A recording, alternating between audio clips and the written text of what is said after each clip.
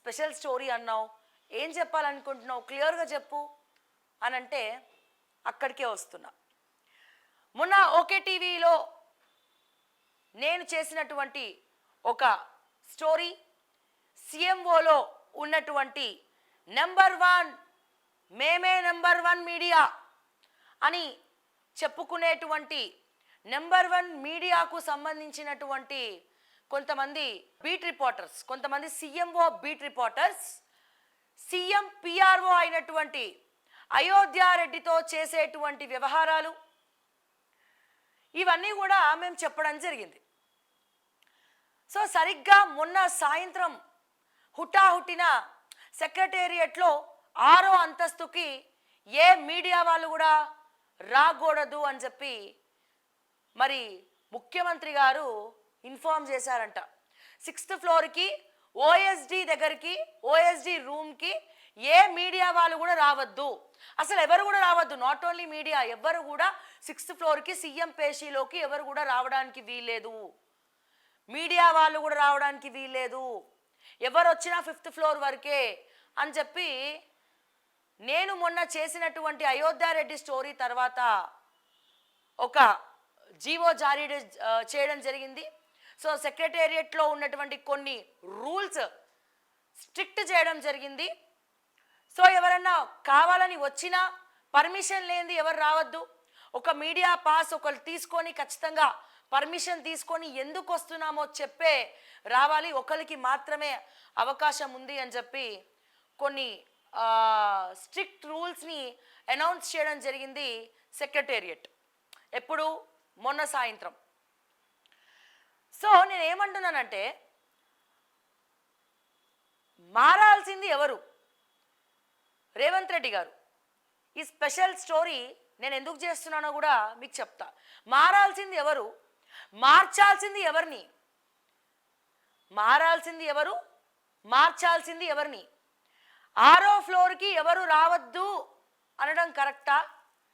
లేకపోతే ఎవరి కోసం వస్తున్నారో తెలుసుకొని, ఏం దందాలు చేస్తున్నారో తెలుసుకొని, సీఎంఓ లీక్స్ అన్నీ వేరే పార్టీస్కి అంటే ఎక్స్క్లూజివ్గా కేటీఆర్ టీం బీఆర్ఎస్ పార్టీకి ఎట్లా లీకులు వెళ్తున్నాయో ఎప్పుడైనా రేవంత్ రెడ్డి గారు మీరు వెళ్తున్న దారిలో అయినా కూర్చొని ఆలోచించారా సార్? ఎట్లా తెలుస్తున్నాయి? ఎట్లా తెలుస్తున్నాయి? ఏ సీఎం పిఆర్ఓల ద్వారా లీకులు బయటికి వెళ్తున్నాయి? ఎలా గుప్పెట్లు ముంచి ఉంచుతున్నారు, మూసి ఉంచుతున్నారు, ఆ తర్వాత మళ్ళీ ఎలా తెరుస్తున్నారు? సో ఎప్పుడైనా ఆలోచించారా? మీరు అరికట్టాల్సింది, మీరు మార్చాల్సింది దేన్ని మార్చాలి?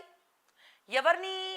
ఇప్పుడు ట్రైన్ యాక్సిడెంట్ అవుతుంది, ప్రతిరోజు ట్రైన్లో అందరూ ప్రయాణిస్తూ ఉంటారు.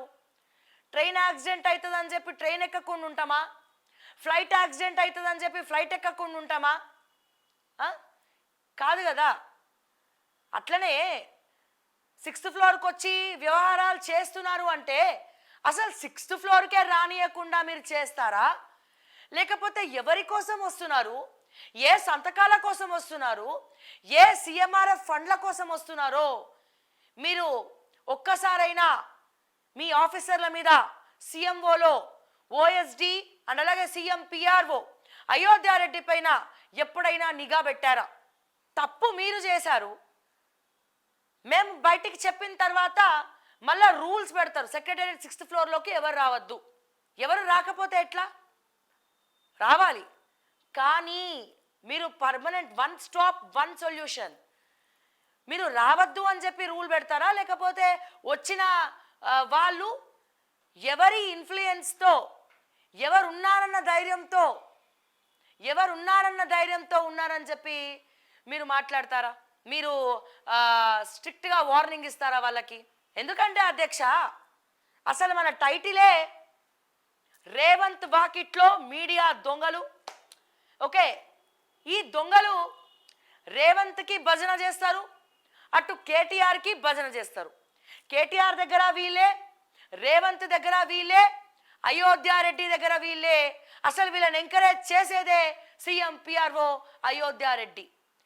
నేనే నెంబర్ 1, నేడే చూడండి బాబు, నేడే నెంబర్ 1 అని బీట్ రిపోర్టర్ సెక్రటేరియట్ ఎక్స్క్లూజివ్గా, secretariat CMO beat reporters. Of course నాకేం తెలియకపోవచ్చు, నాకు శ్రావ్యకి స్టెబిలిటీ లేదు, ఆమె ఎప్పుడేం మాట్లాడుతుందో ఆమెకే తెలియదు అని చెప్పి ప్రచారం చేసే నెంబర్ 1 సీఎంఓ బీట్ రిపోర్టర్స్ ఉండొచ్చు. వాళ్ళు కేటీఆర్కి అత్యంత సన్నిహితులై ఉండొచ్చు. అట్లాగే రేవంత్ రెడ్డి గారికి కూడా అత్యంత సన్నిహితులై ఉండొచ్చు. అటు రేవంత్ రెడ్డి గారికి సన్నిహితులే, ఇటు కల్వకుంట్ల తారక రామారావు గారికి సన్నిహితులే. మీరు ఏమైనా చెప్పొచ్చు, శ్రావ్యకి స్టెబిలిటీ లేదు, శ్రావ్యకి స్టెబిలిటీ లేదు, ఎక్కువ తక్కువ మాట్లాడితే ఎన్ని కేసులైనా పెడతామని చెప్పి ఒక bureau chief reporters, beat reporters కూడా మాట్లాడుతున్నారు, చెప్తున్నారు. అంటే ఏ రకంగా చూడొచ్చు దీన్ని? సరే, ఇప్పుడు నాకు స్టెబిలిటీ ఉందో లేదో మనం పక్కన పెడదాం, స్టెబిలిటీ క్వశ్చన్ కాదు, ఎలిజిబిలిటీ అనేది క్వశ్చన్. స్టెబిలిటీయా ఎలిజిబిలిటీయా అంటే ఎస్, ఫస్ట్ ఎలిజిబిలిటీ అని నేను అంటా, ఆ తర్వాత స్టెబిలిటీ.